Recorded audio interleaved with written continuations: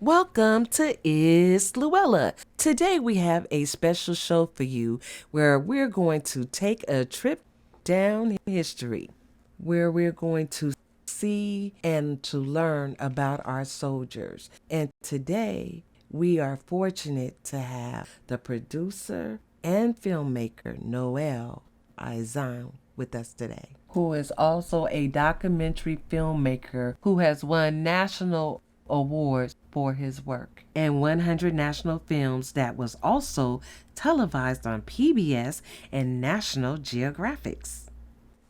Ladies and gentlemen, I would love to present to you Mr. Noel Izon. Thank you for having us, Luella. Oh, it's my pleasure. Can you tell us what inspired you to write Chocolate Soldiers? Well, actually, it goes way back 50 years ago when I first came to the U.S. with my cousin in 1967. And one of the things that became obvious to me very quickly was that having come from a majority culture in the Philippines, all of a sudden I was invisible. I did not see my face, in the billboards, in the movies, in the newspapers, and I think that was one of the earliest moments of inspiration that either I can complain about it or I can do something about it. And I think that was one of the impetus for me to become a filmmaker, was to try and tell stories that are not part of the mainstream narrative.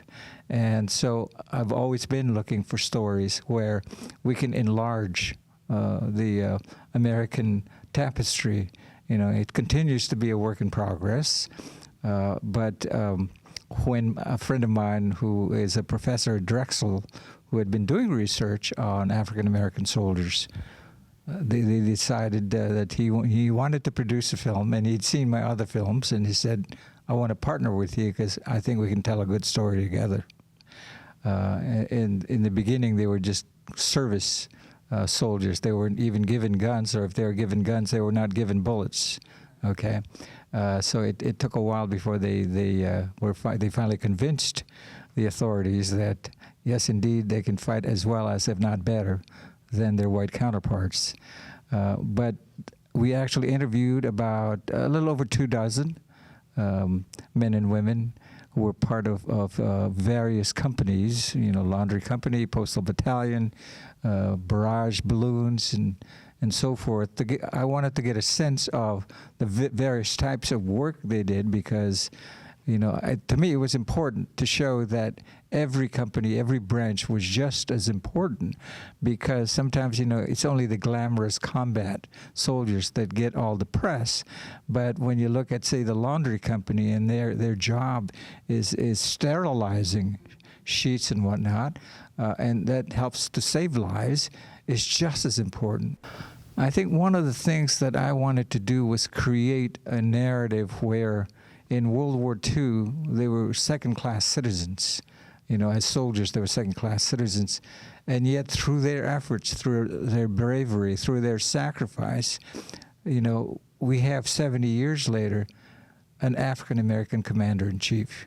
And that's the story. That, yes, even though we are a work in progress, we have progress. It may come slow, but it comes.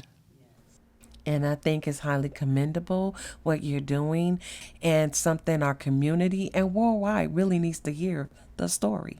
Do you have a projected date on when the Chocolate Soldiers movie will be released? I was mentioning to you there were a couple of clearance issues that we had to take care of because one of the film companies we were dealing with, who originally was going to license us some footage, has changed their policy. So I'm assuming if all things work out, we should be able to get everything into distribution by the second quarter of this year. I think you're doing an excellent job. And to our viewers, I hope you're just taking all this in. Again, this is Noel Izon, the producer of Chocolate Soldiers. And so be looking out for the Chocolate Soldier movie because it's really amazing. I've already saw some clips from it. So the next speaker that you're going to hear from is James Whitehead Jr., who was the first African-American Lockheed U-2 pilot. And I love the words that he said to me, that he stood on the shoulders of the Tuskegee. Welcome. Thank you for asking me to be here. Appreciate it. And I'm so excited just to hear your story in relationship to the chocolate soldiers.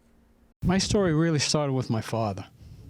He was the officer's tailor at West Point. And I heard many stories about officers, and that was before Pearl Harbor. When Pearl Harbor, say again? When Pearl Harbor occurred, I was 8 years old. And it was after that I became interested in aviation. And I'd heard of the Tuskegee Airmen because my father constantly bought the Amsterdam News, was a New York black newspaper, and the Pittsburgh Courier. And they had articles about the Tuskegee Airmen. So I did know about them. And as I say, I stood on their shoulders because they were the first. Yes. And the aviation bug bit me, and once it does, it continues. And I was fortunate enough to attend the University of Illinois and started out in the Institute of Aviation. I wanted to be an airline pilot initially, but my instructor said you better check and see and make sure that they were hiring black airline pilots, and they weren't. So I switched into education and got my commission. Further military in my background, I had an uncle in World War I. I had two uncles in World War II. So there was military in the family. And John Whitehead, a Tuskegee Airman pilot who I met prior to his passing, we sat down one day over a little bit of libation and compare backgrounds. John Whitehead, we are related at some level. We discovered that. And my uncle was in the Harlem Hellfighters back in World War I, the 369th, the National Guard Armory. So I had a military background, if you want to call it that. Tell me some of the hardships that you experienced. Military time, well, to start off with, to report for active duty, I went to the Hotel Teresa in Harlem, and I bought a book called it's the Green Book for Negro Travelers. And that's how I planned my trip from New York to San Antonio, Texas. The book can still be seen on the internet. You can pull it up. And what it does, the cities that you're going to go through, you look it up in the book, and they tell you where a black family can sleep, eat, get gas, drink, and and that's how I planned my trip to active duty. That's really awesome. Ladies and gentlemen, make sure you take notes on this and look on the internet for green books. Thank you for that recommendation. That was really amazing. We'll be right back after these messages. You're watching the Vallejo channel, VCAT.TV, Comcast Cable Channel 27, AT&T Channel 99, and streamed on the internet at www.vcat.tv. Welcome back to It's Luella. We are here at CSU Maritime Academy interviewing the chocolate soldiers. Next up is Derek Lita. Sit back and relax and let's listen to his story. Well, you know, my claim to fame here is I am the film director's cousin and the unpaid chauffeur. But this film does resonate with me because I do come from a military family in that my dad was a veteran of 3 wars, World War II, Korea, and Vietnam. And he came to the United States after World War II. We made our home here. So I shared with the gentleman here and many others in the history of the United States who found that it wasn't the same for us, people of color, as it was for other folks. And for my dad, who was really on the rise as a military person, he actually attained the rank of full colonel. He did that because he met the challenge. He was expected to do more than everybody else, as we know has been the case for people of color. And so that's what I take away from this experience that we share with so many others who have had to go through the challenge of doing that much more to even attain the same as some of the others of the mainstream society. So I'm so pleased to be able to see this film for the lessons not only that it shares with African Americans, but also with all people of color and the mainstream society, that our society has changed, but perhaps it hasn't changed enough yet. I totally agree with you. The one thing that I want to share with the viewers is some of the things that I really enjoyed while reviewing the clip on YouTube. One of the things that I heard that one of the soldiers was saying, what was important to him is that it gave him the opportunity because he felt like, who knew back in them days they could not be treated fairly. So he said a profound statement that not only is he fighting a battle out in the field, but even when you come home, the battle is still in action of fighting. And that is something that we need to also be mindful of in our daily life. That even though it's not just the soldiers having the struggle, but even as citizens, we are also in a battle.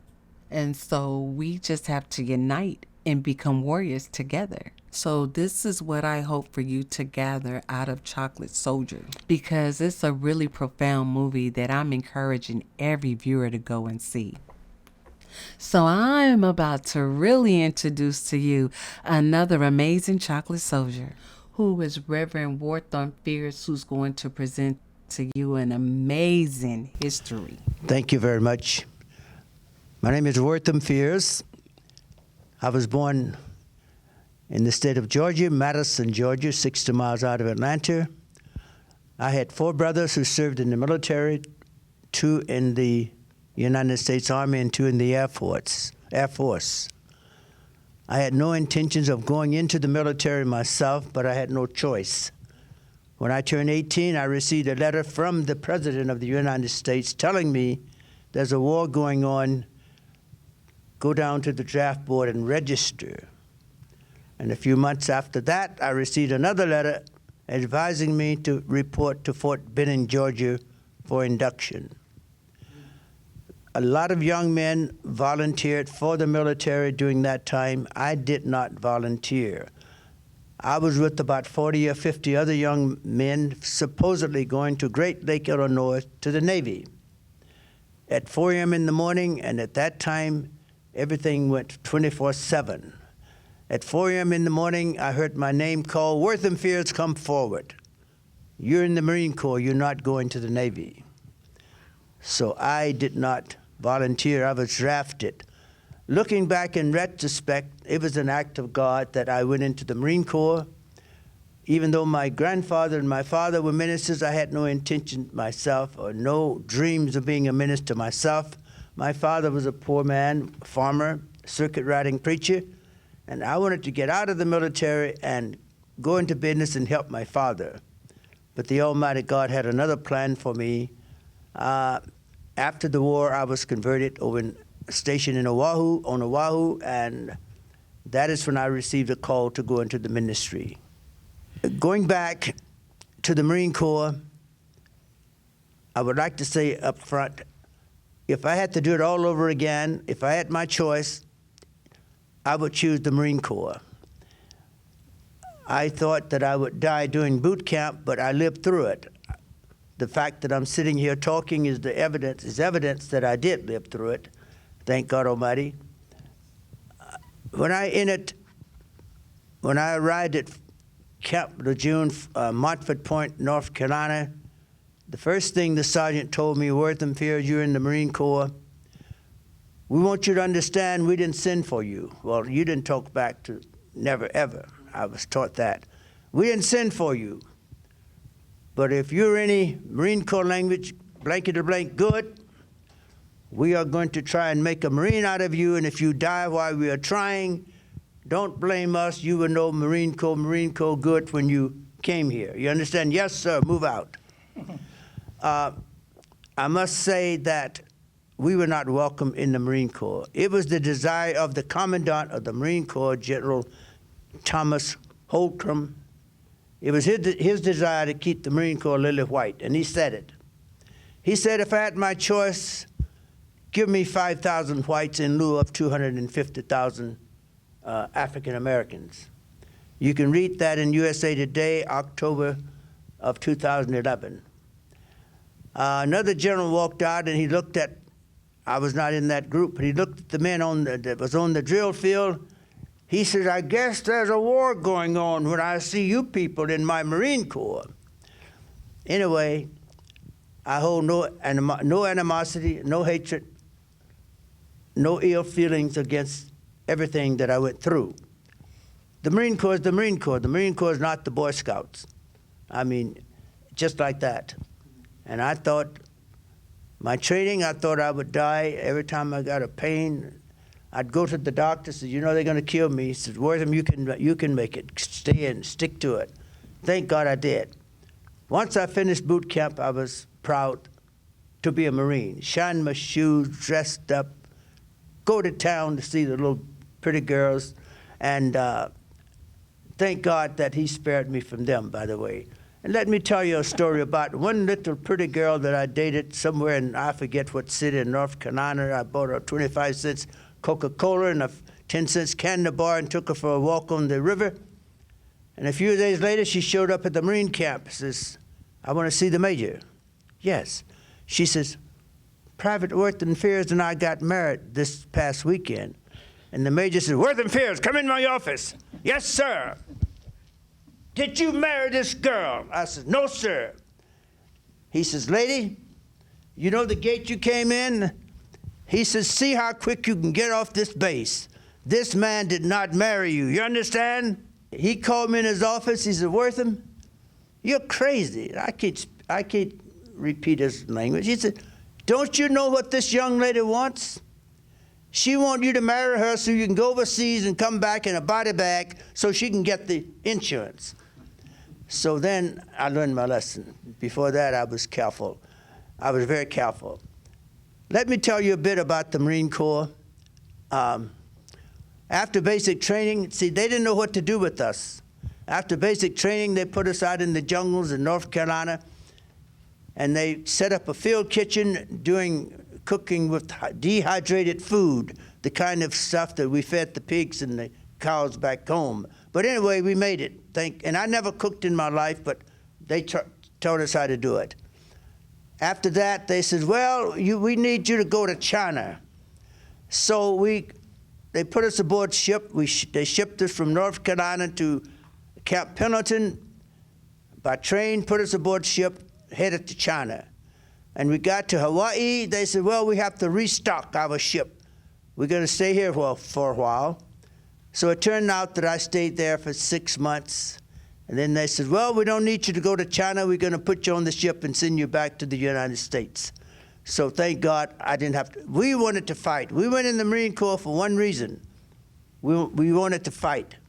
Although we knew that we had troubles in the Marine Corps, prejudice, and that same prejudice back home, but we still stuck to it. We still stood by. We were faithful.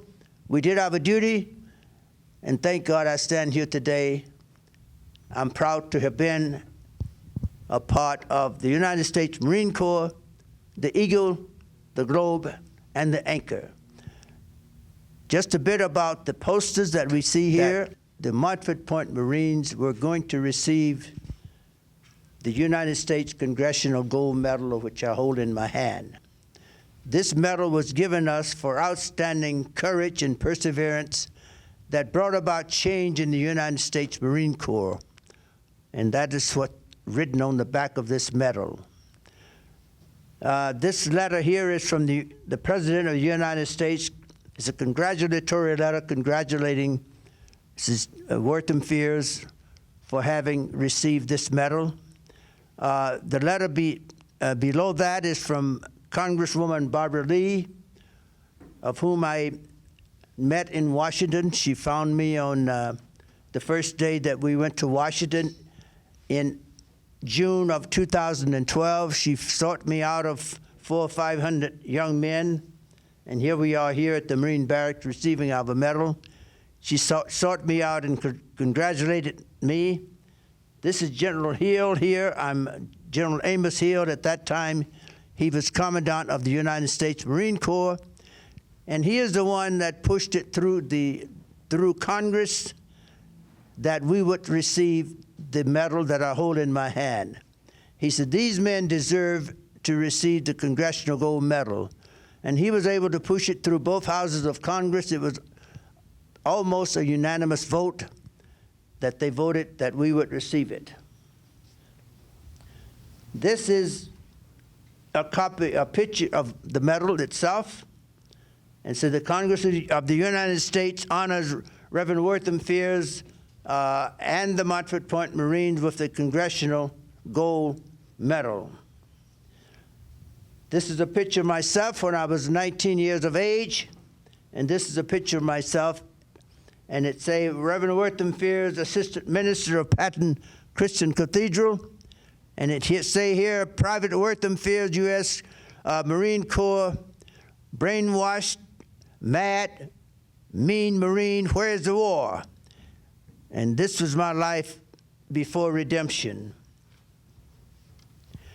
The picture you're looking at here is a picture of the memorial that was dedicated 2016 outside of Montford Point, Camp Lejeune in Jacksonville, North Carolina. I believe it was approximately $2.5 million, and that memorial is complete. Here are some pictures here showing and telling about the memorial and the dedication, and another one here, Montford Point Marine Memorial. And on a wall at the memorial, there are 20,000 stars. There were 20,000 of us that was trained at Montford Point, Camp Lejeune. Montford Point is a few miles from the main base. Camp Lejeune, I do believe, is something like 250 acres. It's a large camp. We were not allowed to go into the main camp unless we were accompanied by a white Marine. Strictly segregated. Montford Point was cut out of the swamps in North Carolina where the bears and the rattlesnakes and the mosquitoes made their abode. And I oftentimes think, my God, since I was and I did go to the Marine Corps, that I had my training in January and February when the bears was hibernating and the snakes was asleep. But there was also quicksands in the jungles, and some of my fellow Marines got into the quicksand. And I didn't know much about quicksand, but I was told after that if someone gets into quicksand, don't jump in and try and pull them out. But a third Marine came along, and with his rifle, he pulled them out, and they came back to camp. Again, I say, my sergeant told me I'd better give my heart to God Almighty because I have to sanitize his language, because everything else belonged to him. You understand, Wortham? Yes, sir, move out. I had no desire to be a minister, but when the Marine Corps got through with me and I got out of the Marine Corps, I went to seminary, and I'm an assistant minister of the Patton Church in Oakland, California. We also have Patton University, Patton Academy. Thank you very much. Thank you. Simplify. Thank you. Simplify, yeah. Hurrah! You're watching the Vallejo channel, vcat.tv, Comcast Cable Channel 27, AT&T Channel 99, and streamed on the internet at www.vcat.tv, your hometown station.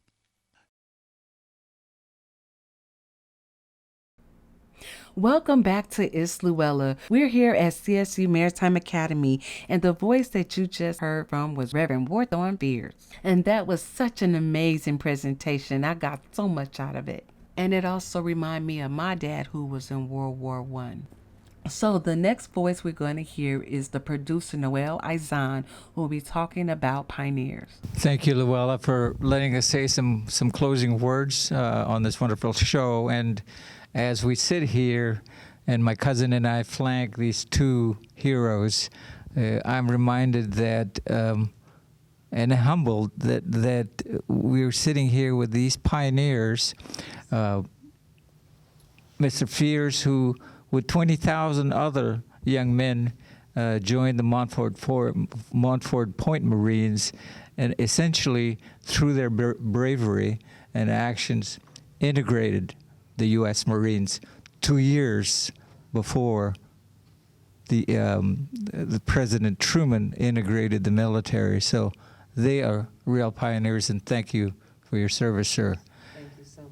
And of course, General Whitehead, who it would have been enough if he was just a U-2 pilot, but he was the first African-American pilot.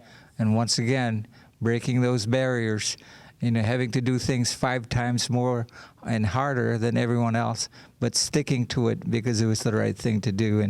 And Derek and I are just so humbled and honored, and let me salute both of you. Simplify. Thank you. Awesome. Well said. And thank you, Mr. Noel Izon. And I want to thank each and every one of you for being here. It is truly an honor for me as well as for the Vallejo Community Access Station to be able to share this knowledge with our community. And the stories were so profound and heart-touching. So this is something that I'll never forget. So I really just want to thank you for what you're doing. Keep us informed. Well, ladies and gentlemen, I hope that you have enjoyed this segment of It's Luella Special Black History Tribute. I just hope that you just continue to tune in and be inspired by It's Luella.